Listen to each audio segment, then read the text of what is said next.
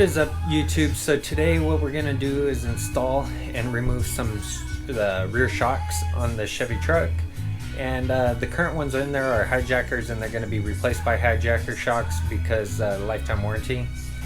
These aren't your typical types of shocks. Basically what these have are oil over air, or air over oil, and you get your regular normal ride height and stuff if you air them all the way up. But if you have a lower truck like I do and you want it to sit flat and you don't want the rear end sticking way up, all you basically do is let out some of the air to, like, say 15 psi, and that'll allow your truck to ride level. If you do decide to put some weight back there, what you can do is just air it up, and they'll take up to 200 psi if I'm not mistaken. It's been a while since I installed these. I could show you kind of the general routing that I did and how I routed it. But basically I'm going to swap them out and put new ones in. This application also applies to the stock ones minus the airlines. So I'll show you what they look like and how to remove them, how to install them. It's real simple. Let's get to it. Okay, so you're gonna need a few sets of tools. A light helps. It's not needed, but it helps. You're gonna need some sockets. I believe these are metric. The bolts on there. Okay, so basically what you're given is, you're given the shocks, of course. You're given two hoses. Okay, that's the route all the way to the back or wherever you want your inlet, and then it feeds into these, right? So you get your inlet right here that tees off to connect both of these together. You get two nuts. You get like this O-ring washer type thing, and you get a regular washer, a large washer, and basically this just tells you minimum and maximum air pressure, which you should have in it. And yeah, I was correct, 200 max and 25 minimum.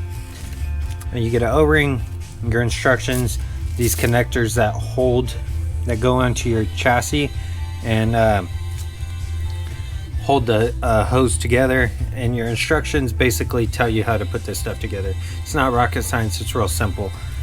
Make sure you take these caps off so that way you can screw these onto that and bolt it up the same way you took it off. If these are too long, you need a cutter to cut it, and then you slide everything down. So everything it's consisted of is this little slip insert and two O-rings. Of course you get an extra O-ring with it just in case for some reason you lose one or one cracks. But keep that in mind, you don't have to use the full length of this. So you could adjust it to the length you need. Just make sure you got a cutter to cut that, and make sure when you do cut it that the hole's open and it doesn't seal when you cut it with the dikes. You're going to need a crescent, you're going to need an extension, and your ratchet. We'll get into the sizes as we progress through it, but typically these are the tools you're going to need, okay? And how I have mine routed is underneath the license plate, so I got a flip up license plate here. And if you look right there in the center, drilled the hole so that way you could air it up underneath. And I got my hideaway hitch. And then if you go to the rear of it, underneath, you'll see the Hijacker shocks. And basically you have a little line right here feeding it. And as you put air in it, it feeds this one, and it feeds the opposite side over there, and it airs up. But these have some type of oil in them, and as you can see, it's wet down here, and that's because it was leaking. So it's not full air, it does have oil in it. These shocks have lasted me probably, I want to say 5 or 6 years already, and I haven't had any problems with them. So most of the time I leave them all the way down. As you can see, it's all the way down, and when you air it up, it shoots all the way up to the top, pushing your bed up, and your leaf springs also interact with the shock just like they normally would in a standard height pickup. So there you go. Let's install it and see what happens. Another thing that I want to mention though is you got one nut here, one nut here, and then you have one bolt down here with a nut. There is on top also, this is a bolt. I don't believe it's welded, so it's been a while, like I said, so we'll get to it and see how it comes apart. So 3 total bolts and 1 shock drops. Okay, this line here you could take off by using your crescent wrench or your adjustable wrench, or you could take that off. So nothing to it, it's real simple. We'll get this installed then.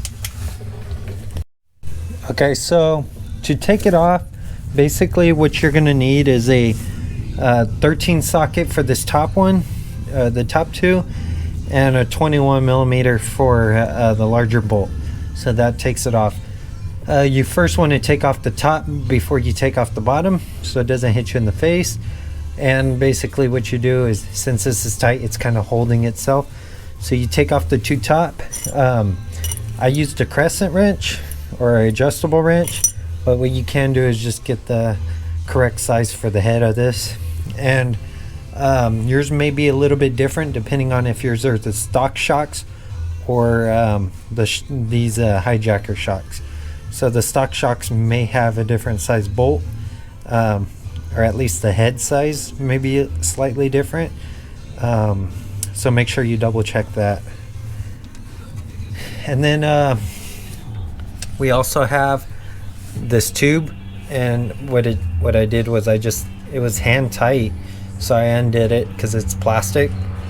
At one point it was probably tightened with the wrench, but over time the plastic gets brittle and it was just hand tight where I could undo it. So there's a little slip fit, it's like a little slip collar in there where this tube pushes into it, and then this cinches down around it, and this collar here, the slip collar, basically makes your seal. But after you undo it, basically what you want to do is drop it like this so it doesn't hit you in the face, and then proceed to take off this other one. One thing I failed to mention was your spare tire should be around this area, so you might have to drop the spare tire to get to it, or if you have enough room, it may come up to about right here, maybe the spare tire, so you might have enough room to work around it. But if you don't, you definitely might need to do that. I don't have a spare tire down here, so it's not an issue. Also, you don't need to lift up your truck. Your leaf springs do hold the bed up, so there's no need to use a floor jack or anything for any of this. Okay, so as you can see, the lines ride it all the way around. Everything's tightened up. Just fish through. I used some pull ties, and then I used the little clips that they came with. One thing to also remember is on the passenger side, there's this little thing right here. It's like a little L or a C-shaped clamp that has to go on when you bolt this, when you put this bolt back on. And basically what it does is it holds up the this line that goes into the drum brake. So remember to put that back on. So everything's fished around. I put it up in there, fished it around there, connected everything. Everything's good to go. So now the moment of truth, let's air it up. Alright guys, so the next thing to do is check for leaks. One thing you could do is get a pressure gauge like this, air it up to whatever pressure you want. I recommend like 50 or so, and then make sure it's exactly at 50 or 60, whatever you decide, and then wait about maybe 10 minutes and then check it again and see if there's a leak. This system doesn't require a lot of air volume because the tubes are so small, so most of the volume is going to be in your shocks themselves. If you don't want to do that and wait, get some soapy water in a spray bottle, spray it around all the fittings, and make sure that you don't see any bubbles. If you see bubbles, you know you got a leak and you got to fix that. If you got a leak, usually what it is a pinched O-ring or something allowing air to escape. or you might just need to tighten up the fittings. Okay, so that's going to complete today's video. If you like this install, give it a thumbs up. It's greatly appreciated. If you want to see more content and content I'll be posting like this on my YouTube channel, definitely hit that subscribe button. Until next